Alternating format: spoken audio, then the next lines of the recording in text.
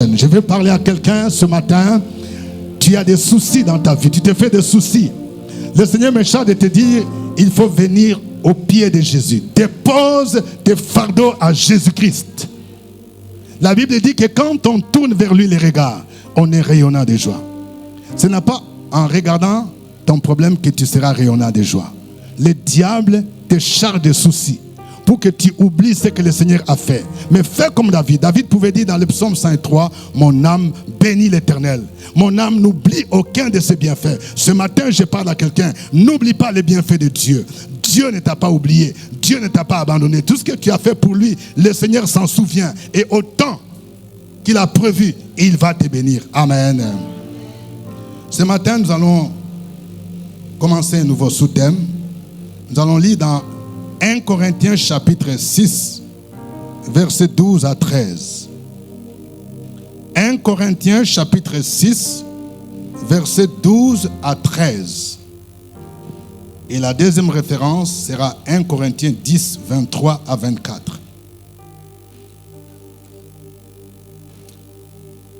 Nous lisons 1 Corinthiens 6, 12 à 13. Tout m'est permis, mais tout n'est pas utile. Tout m'est permis, mais je ne me laisserai asservir par quoi que ce soit.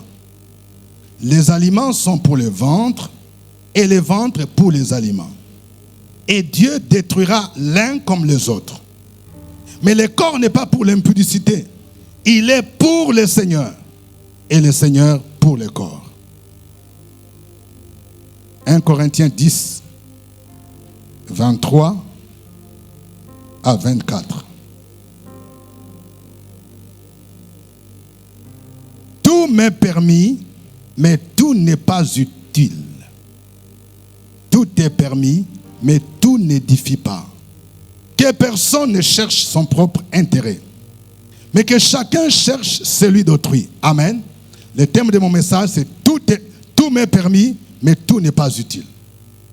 Est-ce que quelqu'un peut dire avec moi, tout m'est permis, mais tout n'est pas utile?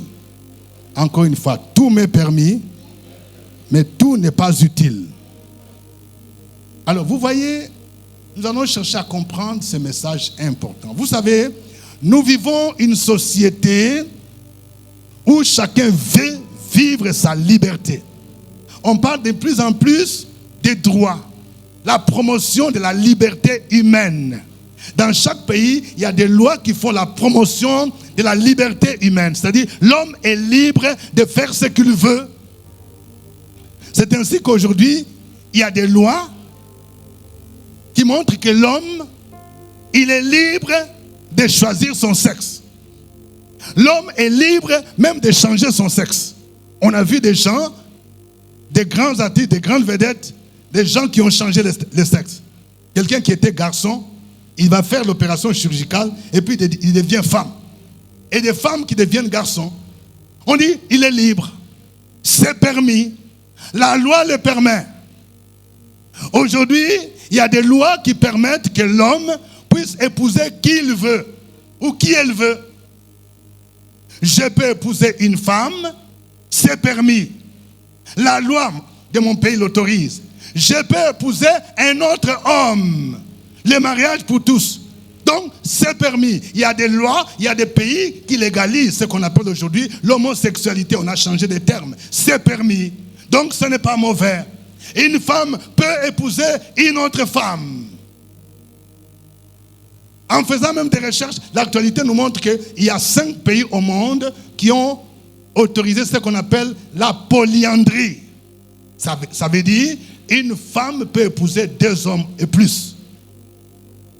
Voilà, c'est-à-dire que tu es là, tu es avec un garçon, tu es avec un monsieur, et puis tu es avec quelqu'un d'autre. On m'a dit même qu'il y a un couple, il y a 2 messieurs qui se sont entendus.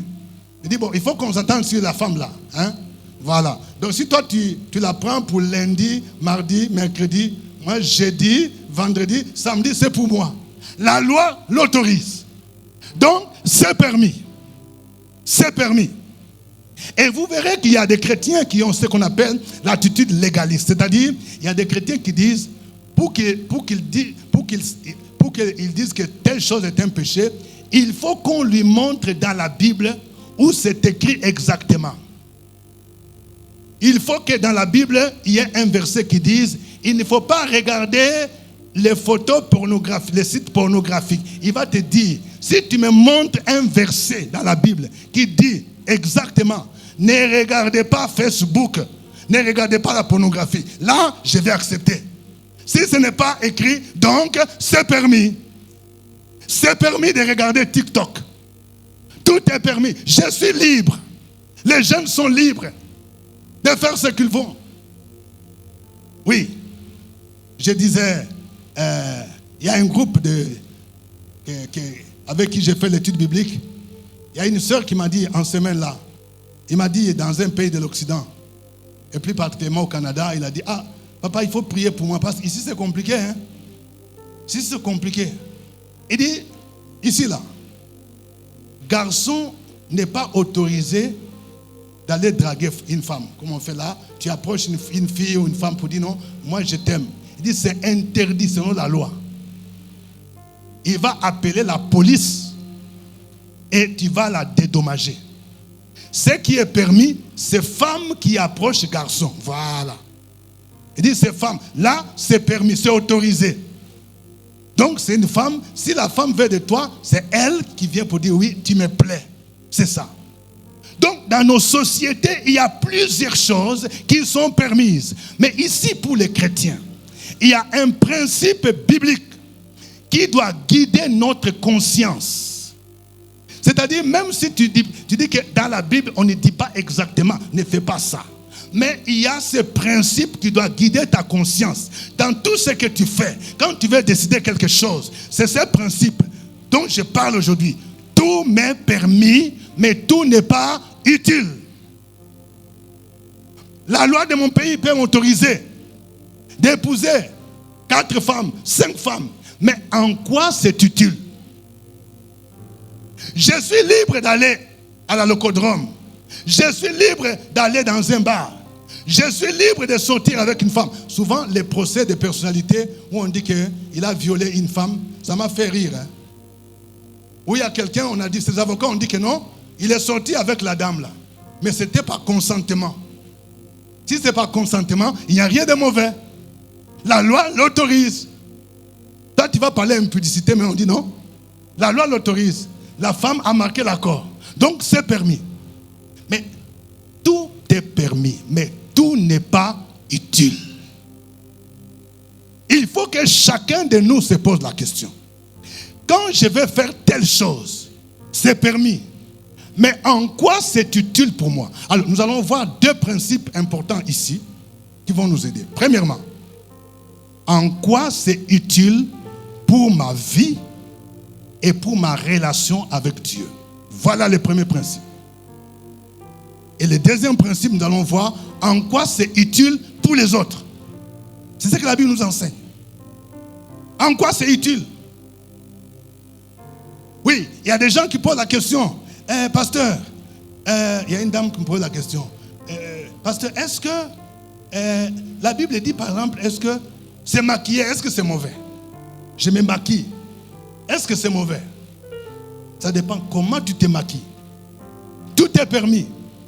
Mais ta façon de te maquiller, en quoi c'est utile pour ta propre vie? En d'autres termes, tu dois te poser la question, si je ne fais pas ce que je vais faire là, je perds quoi?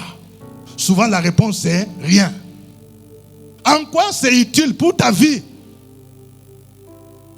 Un élève par exemple, on dit il y a les bacs, les balles dansant que certaines écoles organisent à la fin de l'année. Les balles dansant, on dit on va inviter tel DJ, on va faire ceci, cela, on va faire ceci, cela. On dit c'est l'école qui autorise, c'est permis. Mais toi tu es chrétien, tu dois te poser la question, en quoi ces balles dansant là, où les DJ vont venir chanter, en quoi c'est utile pour moi? Est-ce que ça ajoute quelque chose dans mes études? Est-ce que ça me donne des points? Est-ce que ça me donne des unités de valeur? C'est permis.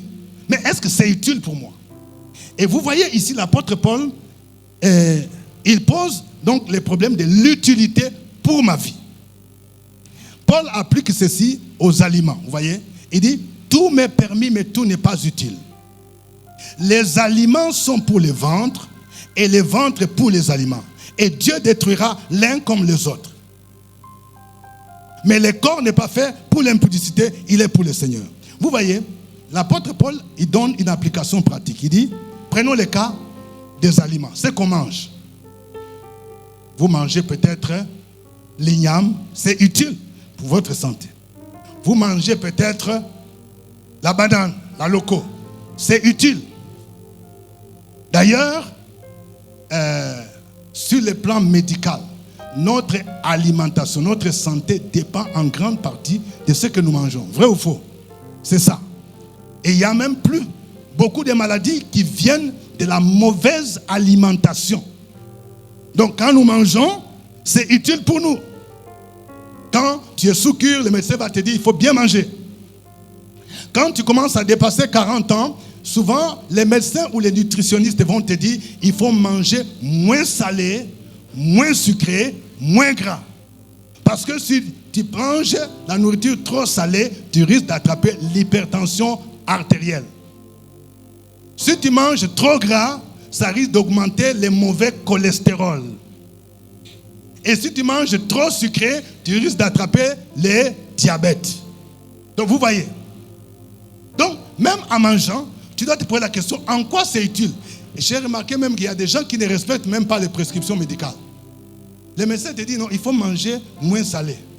Et tu vas lui dire, moi j'aime le sel. Moi par exemple, j'aimais beaucoup les piments. Quand j'étais garçon, jeune garçon, il faut que quand je prends un repas là, ça doit piquer, ça va faire. Mais un jour, je me suis posé la question. Et si je laissais piment là, je perdais quoi? La réponse était rien. Donc il y a des choses auxquelles on est accroché. Vous vous posez cette question. Et si je laisse ça, je perds quoi? La réponse est rien. Tu ne vas rien perdre. Au contraire, ça nuit. Je me suis rendu compte que par exemple, les piments, une nourriture trop pimentée, ça excite les côlons. Ça peut provoquer des problèmes de colopathie ou de diarrhée. Donc, en quoi c'est utile? Paul dit, les aliments sont utiles pour le ventre. Donc, quand nous mangeons, nous devons nous poser la question, en quoi c'est utile? Ça apporte quelque chose pour ma santé. Ça apporte quoi dans ce que je fais? En quoi c'est utile? Et nous pouvons appliquer cela même pour le corps. Paul dit, votre corps là, ce n'est pas fait pour l'impudicité. Tout est permis. Je suis permis de sortir avec garçon. Il y a des gens, souvent c'est ce que j'ai dit, quand vous voulez vous marier, souvent ce qui se passe c'est quoi? Quand vous présentez la dot là, vous versez la dot. Dans nos familles, on te dit, prends ta femme, n'est-ce pas? Mais sur le plan biblique de la chose là, quand vous n'avez pas encore franchi l'autre étape là, le mariage légal à la mairie, le mariage n'est pas encore consommé. Et il faut venir à l'église. Alors il y a des gens qui disent, c'est permis. L'oncle a dit de prendre ma femme, donc je la prends. Mais est-ce que c'est utile? Le corps n'est pas fait pour l'impudicité. Oh, il y a quelqu'un qui m'a dit, oui, moi, il y a mon père. C'était un frère catholique qui me disait que non. J'ai reçu le conseil d'un prêtre. Il m'a dit que si tu restes longtemps sans avoir relation sexuelle avec une femme, ça peut te créer des problèmes de santé. J'ai dit, c'est diabolique. C'est faux. Au contraire, l'apôtre Paul est en train de dire, le corps là, ce n'est pas fait pour l'impudicité. D'ailleurs, regardez aujourd'hui. La plupart des maladies, surtout les maladies qu'on appelle MST, maladies sexuellement transmissibles, et surtout les maladies virales, telles que le VIH-Sida, telles que l'hépatite B, pour ne citer que cela. Vous voyez que souvent, l'un des moyens de transmission, c'est quoi? C'est le sexe. Ça doit nous interpeller. Si tu aimes des maladies, aimez l'impudicité. Aujourd'hui, nous voyons des jeunes garçons. Un jeune garçon, tu n'as même pas encore 30 ans. Tu as des maux de dos. Où tu as attrapé maux de dos? Demande à ton voisin, où tu as attrapé maux de dos là? Maux de dos, j'ai des maux de dos. Ça, c'est une maladie de vieux là. Souvent, ce sont des maladies bizarres. l'apôtre Paul dit ceci. Tout autre péché que nous commettons est hors de notre corps. Mais celui qui commet l'impudicité pêche contre son propre corps. Ça veut dire quoi? L'impudicité, c'est un péché qui affecte directement le corps, la santé. C'est pourquoi vous verrez dans 1 Corinthiens chapitre 5, l'apôtre Paul est en train de dénoncer le comportement d'un chrétien dans l'église de Corinthe qui sortait avec la femme de son père. Il dit qu'un tel homme soit livré à Satan pour la destruction de sa chair, mais que l'esprit soit sauvé au jour du jugement. Donc, en quoi c'est utile? C'est la question que tu dois te poser. Tout est permis.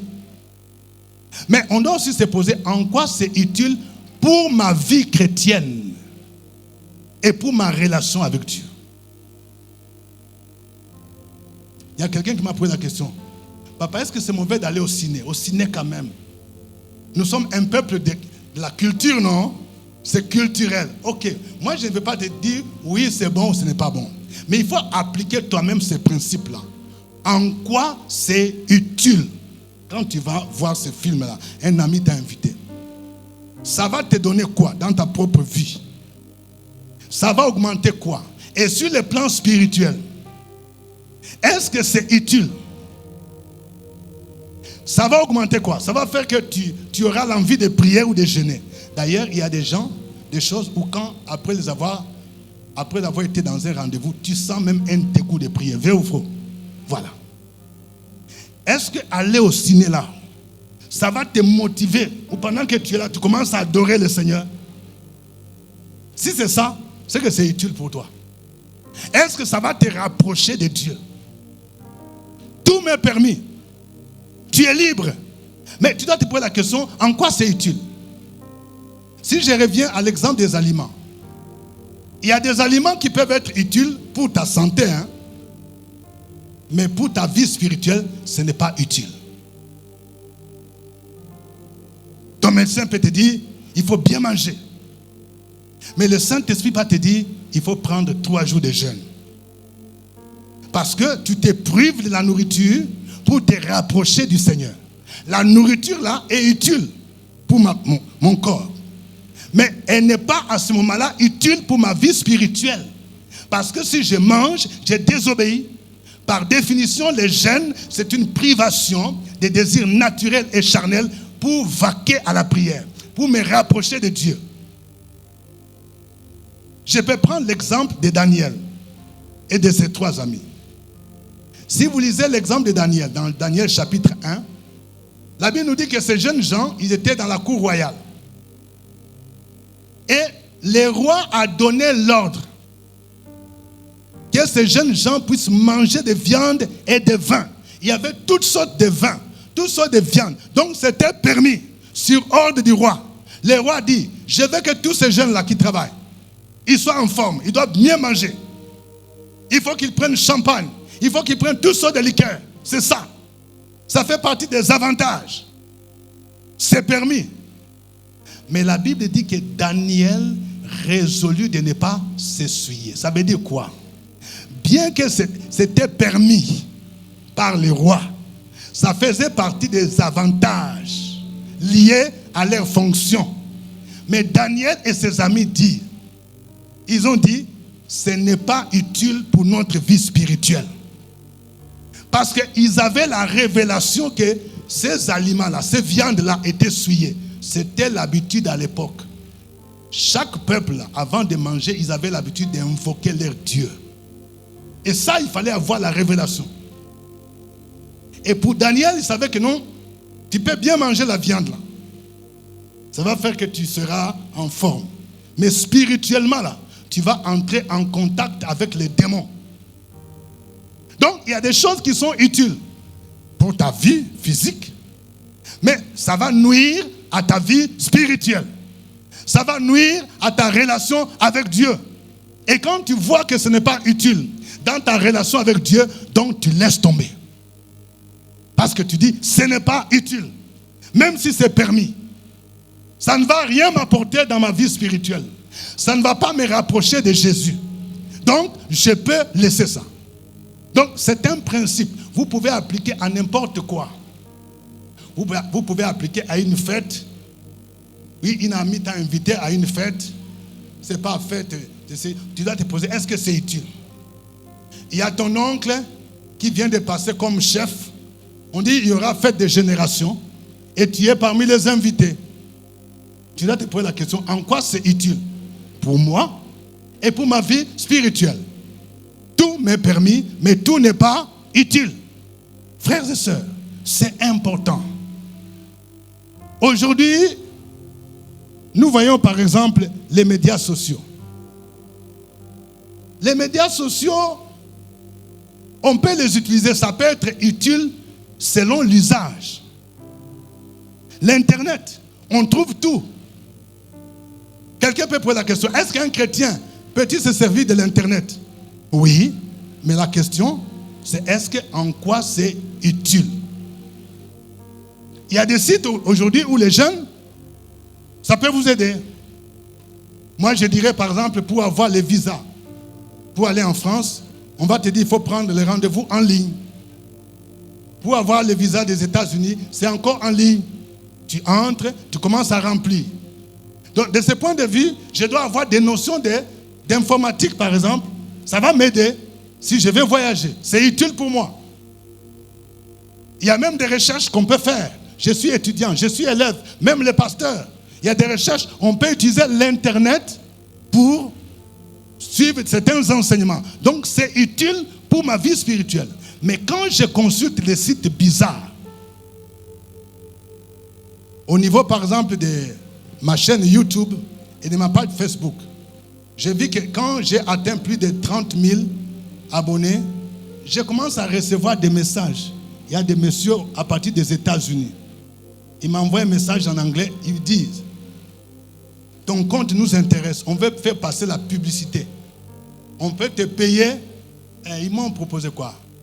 Plus de $1000, à peu près $1500 par semaine. C'est à peu près 1 million par semaine. Moi, je me suis posé la question, est-ce que c'est utile pour moi? Vous vous rendez compte sur la page du révérend Dieudonné Ngumbi, vous voyez par exemple publicité d'une femme nue. Ça va m'édifier en quoi? Moi, je dis non, je ne veux pas de votre argent. Tout est permis, mais tout n'est pas utile. Ce n'est pas utile pour moi en tant que chrétien, en tant que pasteur. Tout m'est permis, mais tout n'est pas utile. Celui qui applique ces principes-là, lui-même, tu n'auras pas besoin de venir voir le pasteur chaque fois pour lui demander, est-ce que ça c'est bon, est-ce que ça ce n'est pas bon, est-ce que ça c'est bon, est-ce que ce n'est pas bon. Mais tu dis, tout m'est permis, mais tout n'est pas utile. La Bible nous dit dans Daniel 1, le verset 8.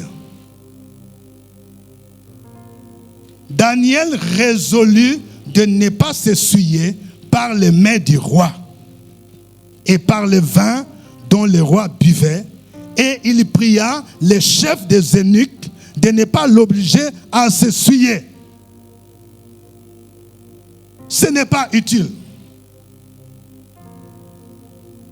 Ce matin, il y a quelqu'un qui m'a posé la question pendant la formation. Si par exemple, je suis dans ma famille de la lignée royale, on dit que c'est toi qu'on a désigné comme prochain chef du village. Est-ce que c'est bon? Est-ce que ce n'est pas bon? Alors, vous allez appliquer ces principes. Tout m'est permis, mais tout n'est pas. Donc, il faut maintenant te poser la question. Alors, quand je vais devenir chef là, première question. En quoi ça sera utile pour moi? Ça va m'avancer en quoi? Bon, peut-être à la première question, quelqu'un tu vas dire oui, tu seras logé, tu auras une maison, tu vas commencer à signer pour avoir des terrains, tu auras des commissions. On va dire que ce sera utile. Du côté pécunier, ça sera utile pour toi. Mais voyons maintenant deuxième aspect. Est-ce que c'est utile pour ma vie spirituelle? Je pense que c'est de ce côté-là où les problèmes se posent. Parce qu'on va te demander de faire des choses qui sont en contradiction avec la parole de Dieu. On dit que quand tu es chef là, il faut faire libation. Pour avoir de bonnes récoltes là, il faut parler aux ancêtres. Il faut verser un peu d'eau. Et tu parles. Oh, tu sais que ça là, la Bible interdit ça. C'est l'idolâtrie. Tu ne peux pas parler aux morts. Donc, il y a beaucoup d'autres choses qui se font. Donc, tout m'est permis, mais tout n'est pas utile. Ça, c'est le premier principe. Et quand nous regardons les résultats dans l'exemple de Daniel, on dit que quand ils se sont privés de la nourriture, là, après 10 jours, et ils ont choisi de manger des légumes, hein, après 10 jours, sur le plan physique, ils avaient plus d'embonpoint que les autres. Et sur le plan spirituel, on dit Dieu leur a accordé quoi? La sagesse. Ils étaient 10 fois supérieurs, 10 fois plus intelligents que les autres. Quand on vit selon le principe de la consécration, c'est-à-dire tu t'abstiens même des choses que les autres considèrent comme importantes, mais toi tu vois que ça ne t'avance en rien dans ta vie spirituelle, tu laisses ça et tu vas voir que Dieu va te donner un plus. La consécration, c'est le fait de se séparer de certaines choses que les autres considèrent comme étant normales, mais pour toi, tu trouves que ce n'est pas important, ce n'est pas utile pour toi, ce n'est pas utile pour ta vie spirituelle, et tu laisses. Tout m'est permis, mais tout n'est pas utile. J'aimerais que nous puissions poser cette question autrement. Si Jésus était physiquement là, est-ce que ce que je vais faire, est-ce que Jésus serait-il content? Voilà, c'est là où tu peux savoir si c'est utile. Tu veux aller par exemple au cinéma. Tu te dis, si Jésus était là, je lui demandais, Jésus, accompagne-moi au cinéma. Est-ce qu'il serait d'accord? Ce n'est pas quelqu'un d'autre qui va répondre. Ta conscience là, tu auras une réponse que ça là, Jésus ne serait pas d'accord. Tout m'est permis, mais tout n'est pas utile. Deuxième principe, c'est le principe de l'utilité pour les autres.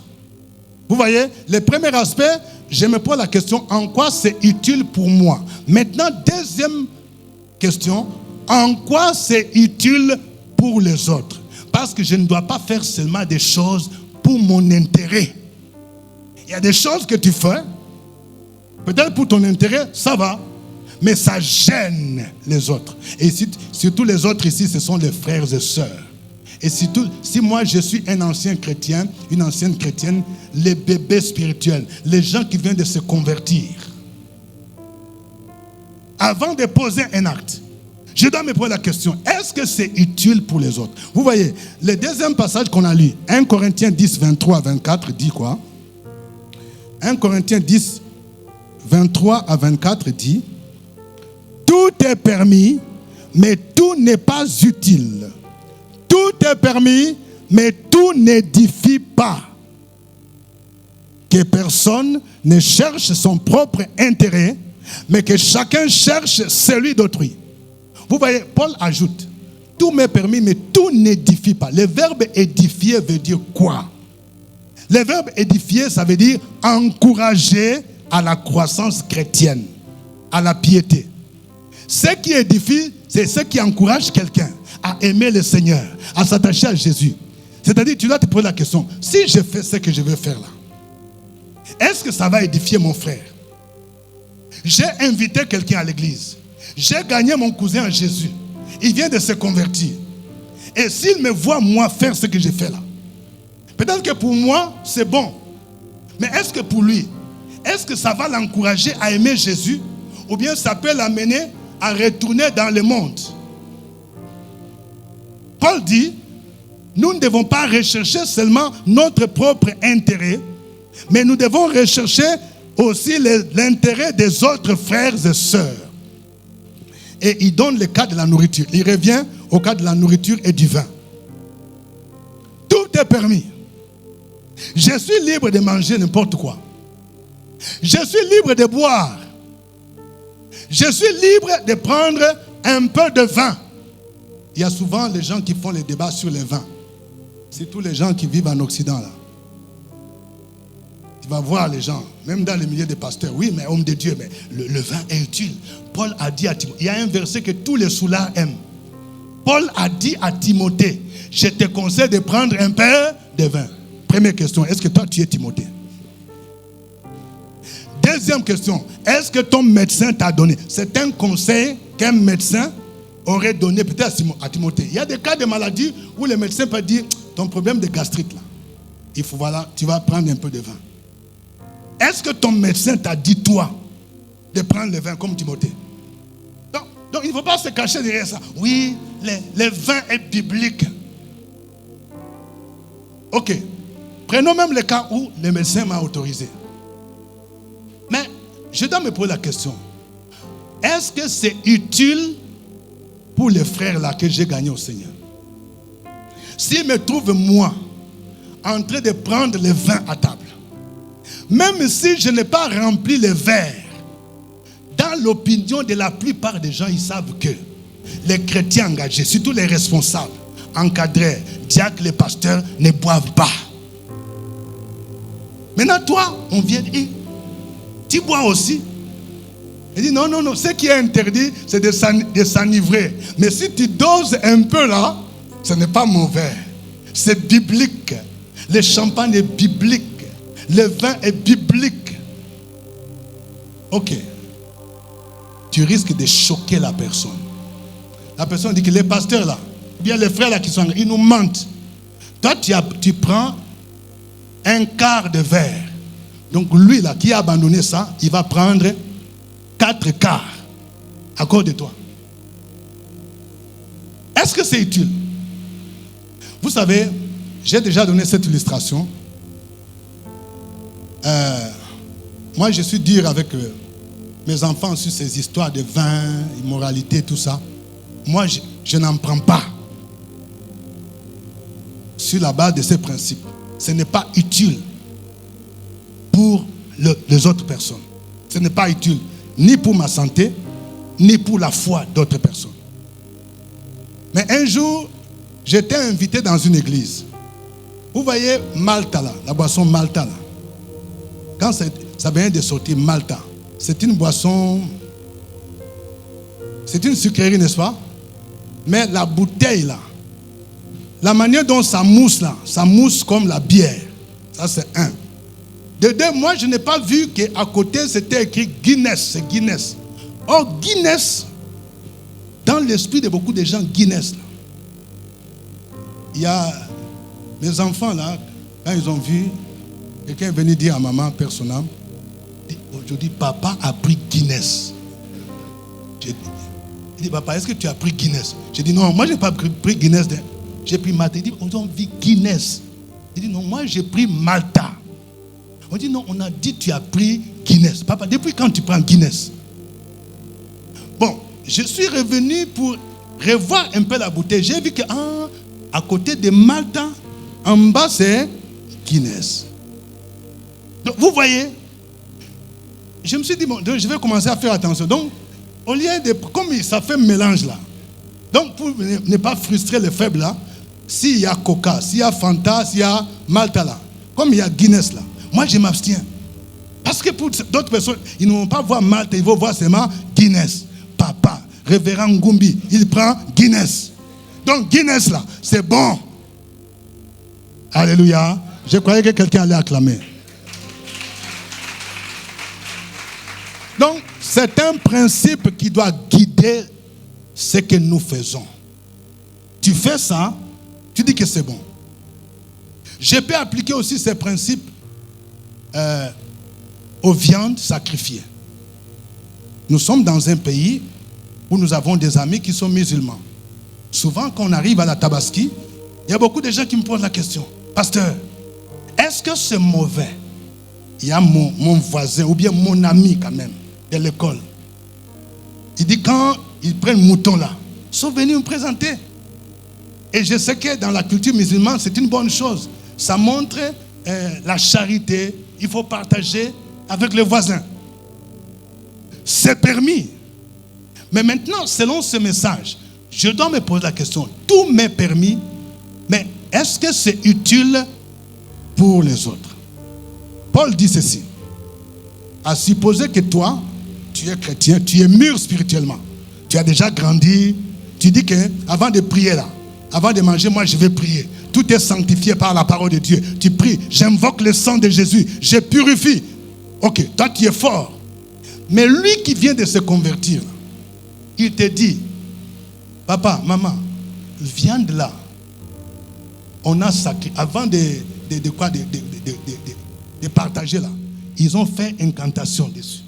Donc ça a été sacrifié à leur Dieu. Paul dit, à cause de ça, si quelqu'un t'a averti, t'a dit que viande là, ce n'est pas bon parce qu'on a fait incantation, ne mange pas à cause de lui. Parce que tu vas le pousser à trébucher. Toi, tu es fort. Toi, tu sais que en priant, ça ne va rien te faire. Parce que tu vas invoquer le sang de Jésus. Mais lui, qui est faible dans la foi, à cause de son intérêt, si je mange, je suis en train de lui faire du mal. C'est permis que je prenne ça. Mais ce n'est pas utile. Vous voyez. Donc, nous allons relire ces passages-là. Vous voyez. Nous sommes dans 1 Corinthiens chapitre 10, pour que vous puissiez bien comprendre ce que Paul est en train de dire. 1 Corinthiens chapitre 10.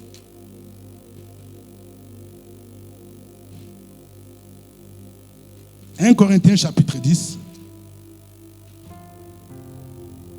Il dit ceci. À partir du verset 25. « Mangez de tout ce qui se vend au marché, sans vous enquérir de rien des motifs de conscience, car la terre est au Seigneur et tout ce qu'elle renferme. Si un non-croyant vous invite et que vous vouliez y aller, mangez de tout ce qu'on vous présentera, sans vous enquérir de rien, par motif de conscience. » Verset 28. « Mais si quelqu'un vous dit, ceci a été offert en sacrifice, n'en mangez pas, à cause de celui qui t'a donné l'avertissement, et à cause de la conscience. Je parle ici non de votre conscience, mais de celle de l'autre. Pourquoi en effet ma liberté serait-elle jugée par une conscience étrangère? Si je mange avec action de grâce, pourquoi serais-je blâmé au sujet d'une chose dont je rends grâce? Vous voyez? Donc, comme lui m'a dit, non, cette viande-là, on a fait des incantations dessus. Même si moi je suis fort, je m'abstiens. Tout m'est permis, mais ce n'est pas utile pour mon frère. Ce n'est pas utile. Ça ne va pas l'édifier. Et si ça ne va pas édifier quelqu'un, il faut que je laisse. Amen. Et je vais terminer par un autre exemple. Paul lui-même. Paul a donné son exemple en tant que serviteur de Dieu. Dans 1 Corinthiens chapitre 9. Paul dit, en tant qu'apôtre, j'ai des droits. J'ai le droit de me marier, de prendre une sœur. J'ai le droit de prendre les offrandes et de vivre de cela. J'ai le droit de manger. J'ai le droit de boire. Mais il dit à Corinthe là, il s'est privé de ses droits pour ne pas créer l'obstacle. Parce qu'à Corinthe, il y avait plusieurs faux apôtres qui prêchaient la prospérité. C'est-à-dire, eux là, ce qui comptait, c'est l'argent. C'est la prospérité. C'est offrande. Les gens prenaient même 5 offrandes, 10 offrandes. Alors Paul dit, même si c'est mon droit, mais comme ce n'est pas utile pour les autres, on risque de me confondre avec les autres, je m'en prive pour ne pas créer l'obstacle à l'évangile. Donc, nous allons lire ça dans 1 Corinthiens chapitre 9, 4 à 5. 1 Corinthiens 9, 4 à 5. Il dit, n'avons-nous pas le droit de manger et de boire? N'avons-nous pas le droit de mener avec nous une sœur qui soit notre femme, comme font les autres apôtres et les frères du Seigneur et Céphas? Et au verset 11, 12, il continue en disant, si nous avons semé parmi vous les biens spirituels, et c'est une grosse affaire si nous moissonnons des biens temporels, si d'autres jouissent de ces droits sur vous, n'est-ce pas plutôt à nous d'en jouir? Mais nous n'avons point usé de ces droits. Au contraire, nous souffrons tout afin de ne pas créer d'obstacles à l'évangile de Christ. Vous voyez? Donc il y a des choses qui sont permises, mais quand tu vois que ça risque de créer d'obstacles à l'évangile, ça risque de créer des confusions, je m'abstiens. Tout m'est permis, mais tout n'est pas utile. Frères et sœurs, ma prière ce matin, que chacun de vous puisse analyser les actions qu'il fait.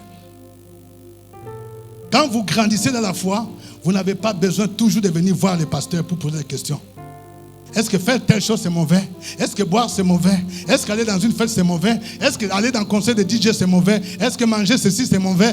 Mais tu dois te poser la question, tout m'est permis mais tout n'est pas utile. En quoi c'est utile pour moi? En quoi c'est utile pour ma relation avec Jésus? En quoi c'est utile pour...